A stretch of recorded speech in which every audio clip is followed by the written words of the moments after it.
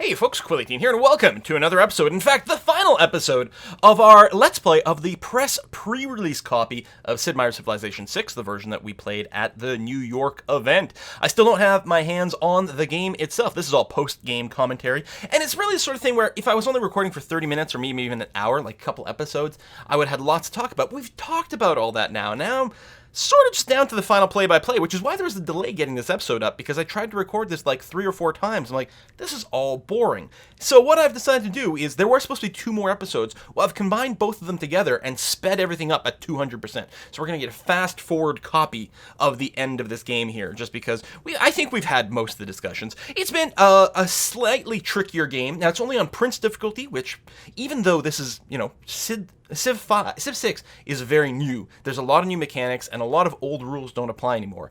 As a result, there's a lot of relearning and, you know, some extra little difficulty there. But in the end, really, when you've played as much Civ as I have, and even though I'm far from the best player, I have played a lot, and as such, Prince is pretty damn easy. But we did have some extra difficulty in that we still had no science at the start. And I was sitting right next to a Roomba, and he got to be able to build like a 5 science campus right at the start of the game. And he literally, like, you know, X number of turns, whenever you unlock the campus, X number of turns in, he just, like, instantly doubled my science, because he RNG'd good territory and RNG'd very bad territory. And that is a little bit demoralizing, but, you know, again, it's still only Prince difficulty, so we're able to go and smash everything. Oh, I also want to correct something I said in, was it the last video? I'm not sure. I talked about putting multiple campuses adjacent to each other.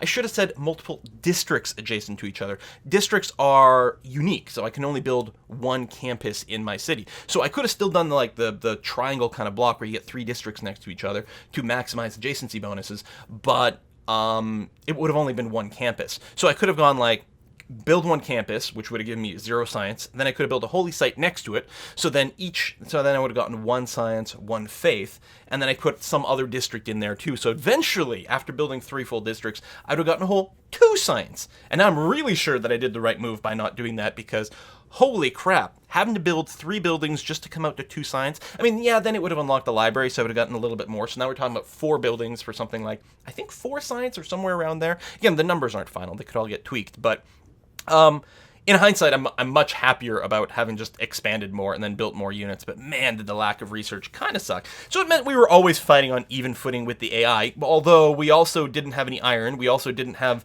any horses. Like, the AI is here showing up with some freaking knights, and it's like, oh, I would like to build knights. I have the technology for knights.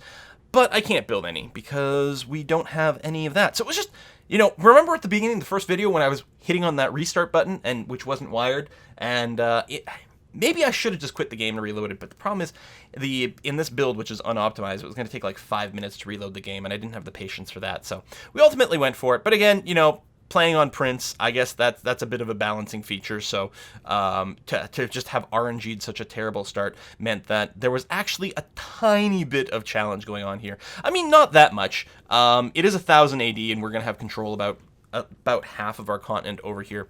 I mean, maybe not quite, because there's France and Brazil on here, but I just feel that physically we actually have about half the continent, although some of that space, now that I think about it, is taken up by city-states, so I guess my kind of internal mathematics is a little skewed there, but I do feel pretty strong. And taking this territory in particular is going to be quite good. We're going to have some extra luxury resources there, and somewhere in here, clearly, there are horses. Doesn't look like it's near Rockdet at a glance. But to the south, the city to the south has some horses there. So if we just continue to conquer all of Egypt, then we will get those resources. And obviously right now, there is absolutely nothing that's going to stop us from doing that. We are not losing any units whatsoever. We're obviously going to be taking the city, and then we can just go to the next city and the next city there. We did, of course, ruin our diplomatic situation, but who cares? I'm pretty sure we can just keep snowballing over absolutely everyone. And in fact, when we took Rockadet here, we are going to get a great scientist, which you'll notice has just been sitting in the city this entire time. Now, as it happens, this scientist is unimplemented. The ability for me to go and plop this guy down, it didn't work. You'll actually see me shuffling him around a whole bunch, because great scientists are supposed to have an ability where they can plop down a building, a tile improvement, that gives you a crazy amount of science, especially next to mountains. And I wanted to put it in that little pocket near Neckin.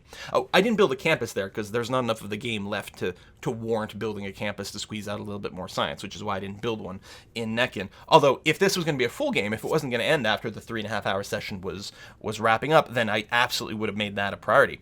But I thought, hey, with the great scientist, that's fantastic. I'll do that.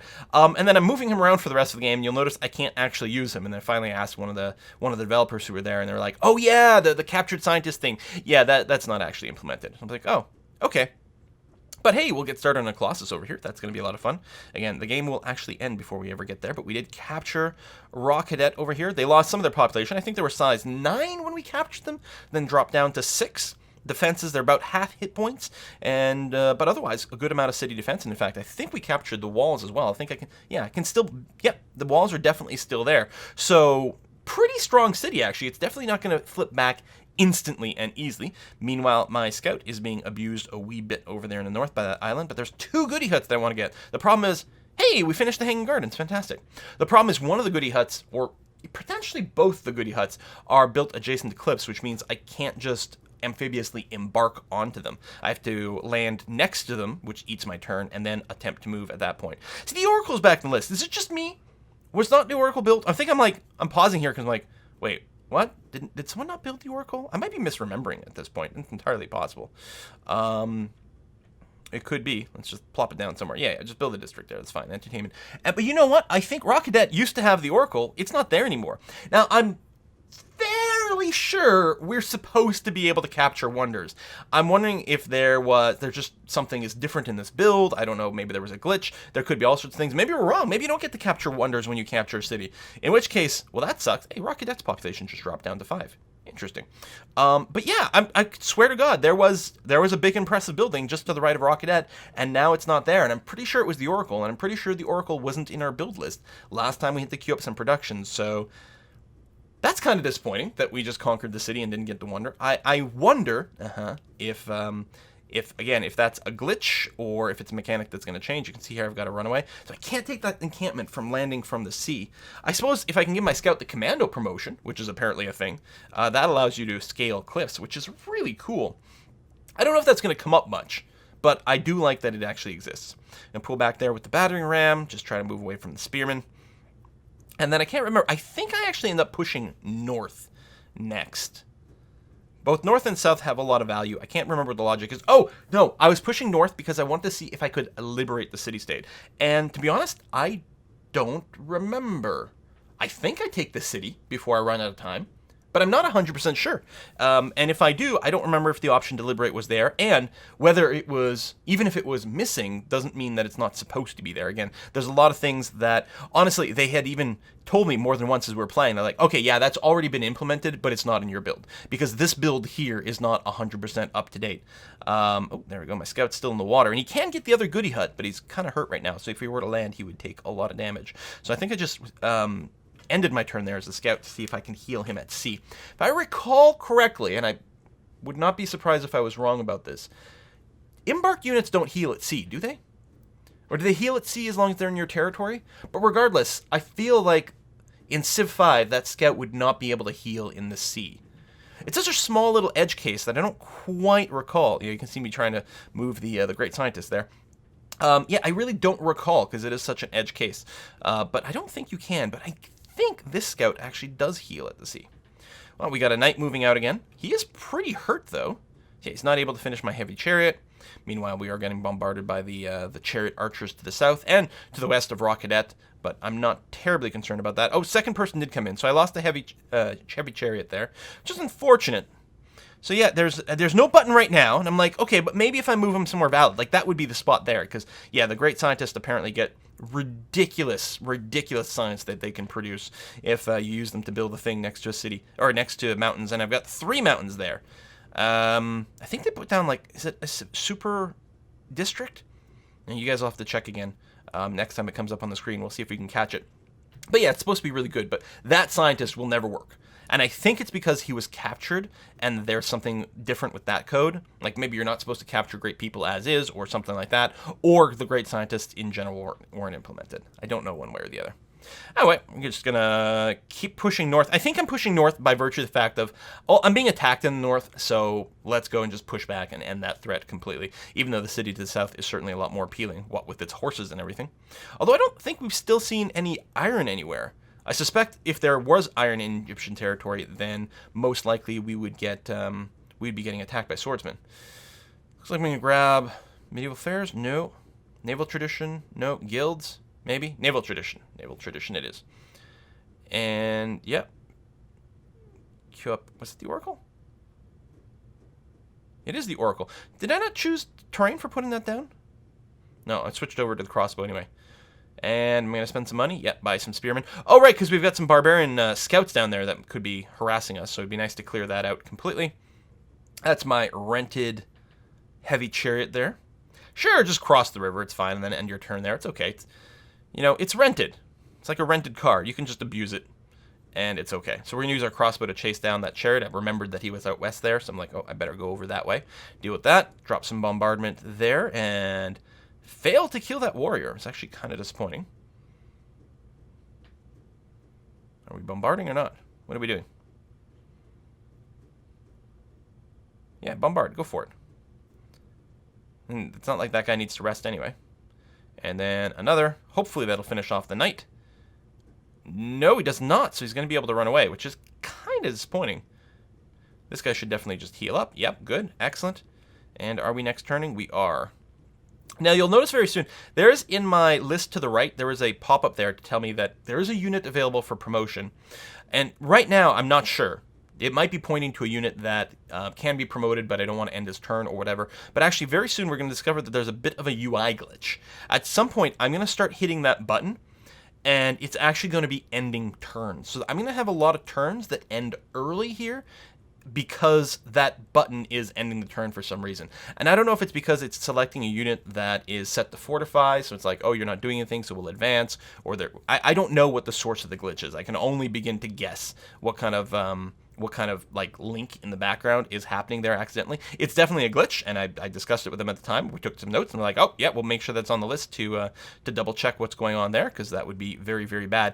But it's possible that some of my turns here will start not being fully utilized. And I don't think I'll really recognize what is going on at first. I'll be like, oh, okay, I guess my turn was over or something, or something like that.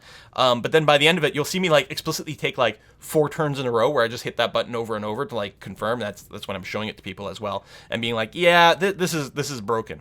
And so because of that, I'm not 100% sure if we can take Preslav. I don't know if this starts happening before or after that happens. A barbarian swordman over there, so clearly there must be a new barbarian encampment to the south. Which is mostly just spamming scouts for some reason. There we go, my great scientist. I'm like, come on, you gotta let me be able to put this somewhere, right? But I think we're not, actually. Where am I gonna move forward with this? Just go there and turn. I mean, regardless, I wasn't gonna be able to bombard there. Would have been nice if I could have double moved like onto the hill, but of course you can't in Civ 6. So here I'm still like, is there a button ever? Does anything happen? Oh yeah, and there's a little button with like the ... right there that I'm trying to click. This is actually one of the 2K people is trying to tell me to click that. And they're like, oh yeah, but the art for the button's not quite centered properly. Click on there, and oh, that's what they're telling me. Just delete the item. They're like, yeah, it doesn't work right. You'll want to destroy the warrior, so hit the ... button and just destroy him, because it's not quite going to work. So that was it. So, early game development, there's still, well, at the time of recording, there were still 3 months left before the game gets released. So hopefully all that sort of stuff gets dealt with. I'm sure things will be, in one form or another, there will be a lot that's going to be wickedly different between this version and what we finally see at release. But of course, whether that means all the bugs will be gone, well, that's something we'll just have to discover once we get there. Am I going to move towards Geneva or just stay there? It looks like I'm probably just going to stay there. I don't really feel the need to advance towards Geneva, because obviously I won't be at war with them once I'm no longer at war with Egypt.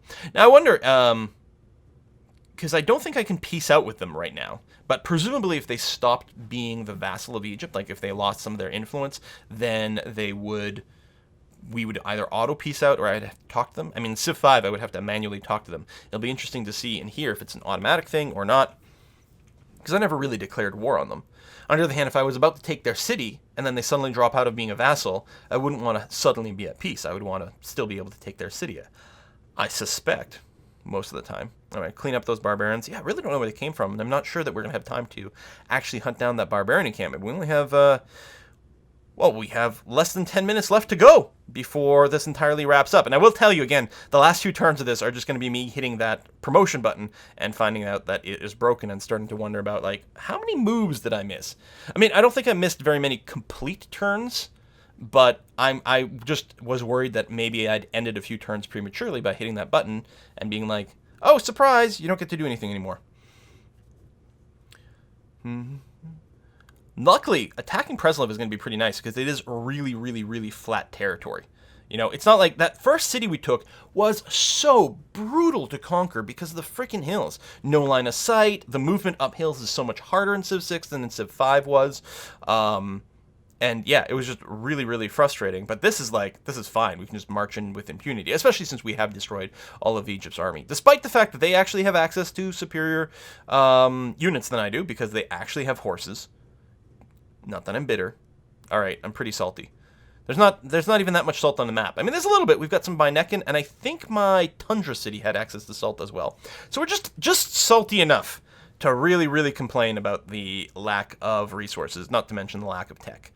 But it really hasn't stopped us. And as soon as we took any territory, then it really would start to snowball. I mean, once we secured the horses by Egypt, then we could use knights to go and invade Brazil, for example, and presumably go hunting for iron. I wonder, there's probably iron somewhere in the southern part of this map that's visible somewhere if we keep our eyes open, or on some of those islands to the west, perhaps, which I would be able to settle once I've taken this Egyptian territory, because I can pretty much run around settlers with impunity here in the south once we take care of that barbarian encampment anyway. I'm going to go and bombard those chariots over there. And the crossbows do so much more damage compared to the chariot. We'd be attacking uphill there, so it looks like I choose to go away, although I could have bombarded it with the crossbow as well. On the other hand, I kind of want the crossbows to bombard the city, so I think ignoring the city-state units is probably mostly okay. Where are we going to go? Oh yeah, there's like a little invisible trade caravan over there. Like, oh, that's interesting. And like, can I still pillage it? Looks like no, because I don't have any movement. Skip that turn. There we go. The scout fully healed. He's going to be able to pop that thing. We've got tons of faith. We got the promotion button up. And we've got a new unit over here. I could almost certainly... I'm sure there's more than one great person I could actually be faith buying right now. But I don't check that menu again until the very end of the game, if I recall correctly.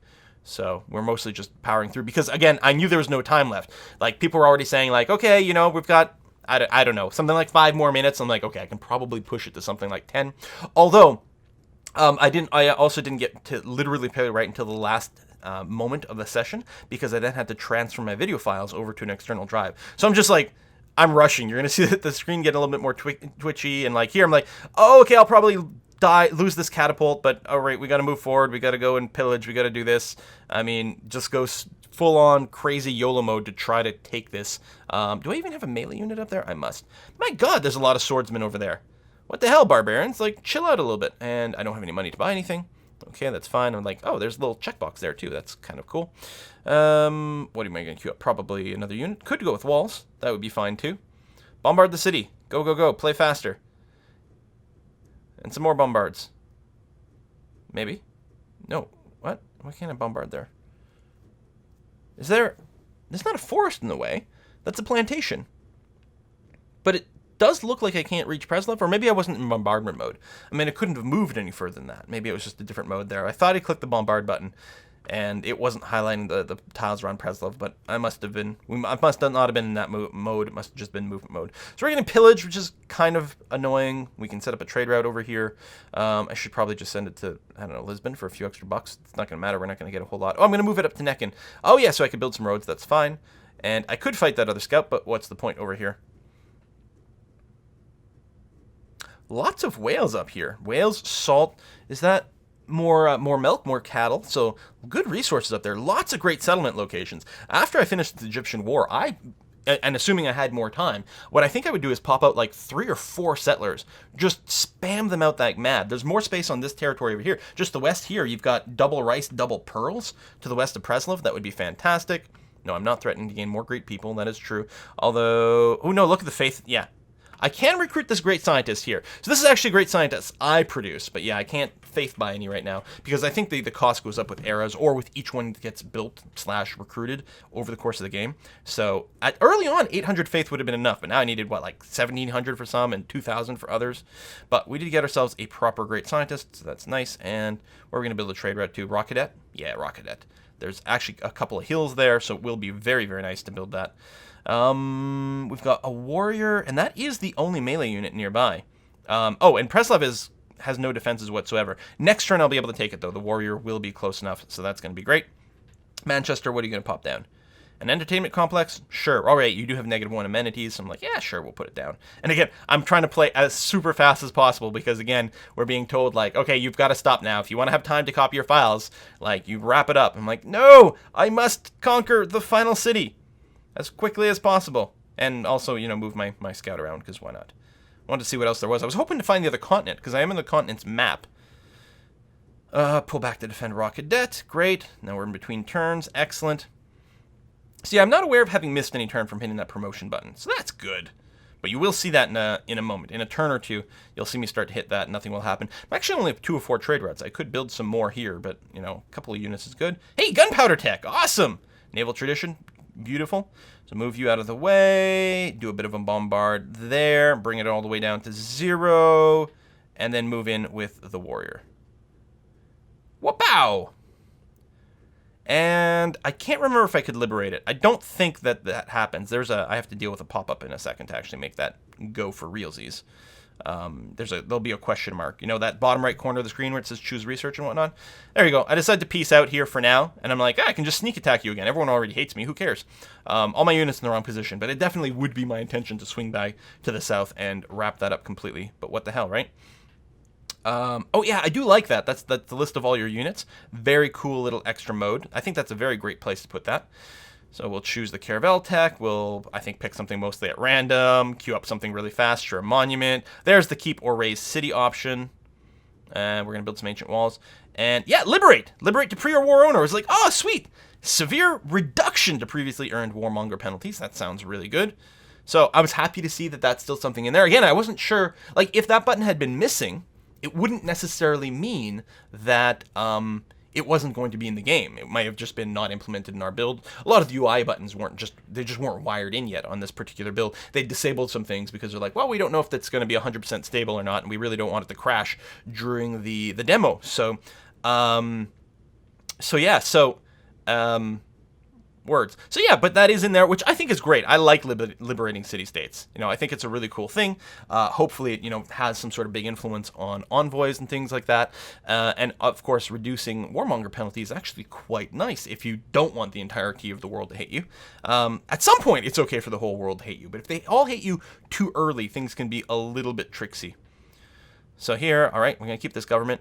Could definitely see me changing the government again if I was going to be at peace, because the 3 military slots aren't that useful, especially since one of them, chivalry, just gives me plus 100%, which is a lot, to producing of cavalry units, which is not particularly meaningful. Oh, that's right. That was the glitch. I'm pretty sure there was something. Yeah, I actually can't bring up Preslev here in the envoy system to know whether or not I got bonus ones. What's the relationship bonus? But I'm pretty sure that was still in there. It was either that or Geneva. There's definitely like a city-state missing in that list, and that was definitely confirmed, obviously, to be a bit of a glitch. So we'll find out exactly what those behaviors are. But I do like that it's in there, and I'm assuming that it must. I'm hoping it gives you like at least one envoy for free with the city that you liberate. I mean, come on. It should definitely be that. At least one. Although I suppose if it was more than one, then it might be a little bit abusable or something. Anyway, we're going to be wrapping this up. This is indeed the end of my session here of this Let's Play of the press release build. Again, this is a build that's more than 3 months away from the actual release, because it was 3 months away from the release date when I played, but again, it was a build that was probably 2 or 3 weeks older before that they then just sent to the QA to make sure that it wouldn't literally burst into flames if the press people were using it. So very, very, very hyped to be playing this game for real.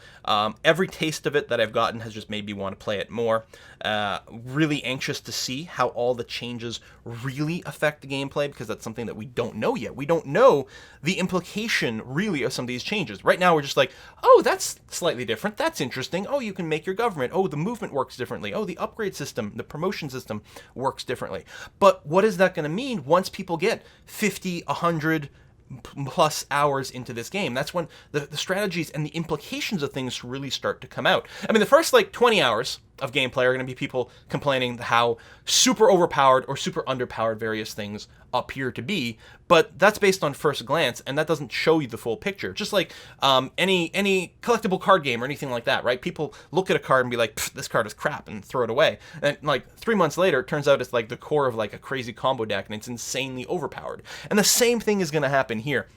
So until people get, the first couple dozen hours will be like a preliminary idea of what might be really strong or really weak and how to work them together. But it's really going to take that 50 or 100 hours or more for a lot of the design decisions and their implications to really, really bear fruit. And I'm anxious to see how that comes out and how the game balance here is compared to everything else. Obviously, the AI is going to be one of the big question marks in the game. And again, here we're definitely not playing with the finalized AI either. And I mean, only on one difficulty. So, how challenging will it be, really? I do like the new barbarians. I think they're a lot more aggressive, and they spawn a lot more, but also if you're nearby them with the scout, if you're nearby the barbarian encampment, they're a lot more willing to jump out of the barbarian encampment and go hunting you down. And already that's quite a bit more of a challenge than you might be prepared for, and you're going to have to tweak your initial explorations quite a bit, which I think is great. How you choose city locations is wildly different because you've got to consider the district thing. And I mean, at this time, I only have the barest hint of what district combos, what people like adjacent to mountain or being adjacent to river or being adjacent to this or whatever. And so until you get all those district combos memorized, your city placement's not necessarily going to be optimal. So a lot to learn, really looking forward to it. I hope you are too. Thank you very much for watching, and the moment I get my hands on some more Civ 6 gameplay, I definitely will be sharing it with you guys. See you next time, folks. Bye-bye.